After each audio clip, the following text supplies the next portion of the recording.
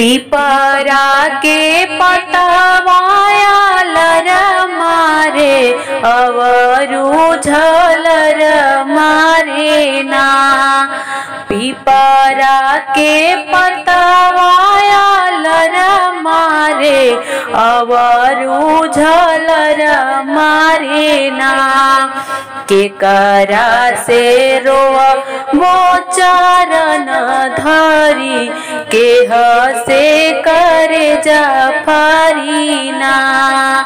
केकरा से रोआ मोचरन धरी केहे से करे जफरीना। केकरा से रोआ मोजाए की बेरिया अब नैहर छूटल ना। पापा जी से रोआ मोचरन धरी अम्मा से करे जफरीना। सखी सब से रोआ मोजाए की बेरिया आजू नैहर छूटल ना।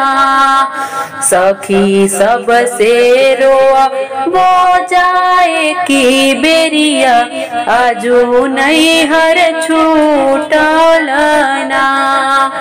पीपरा के पतवाया लर मारे अवरु झलर मारे ना। अवरु झलर मारे ना।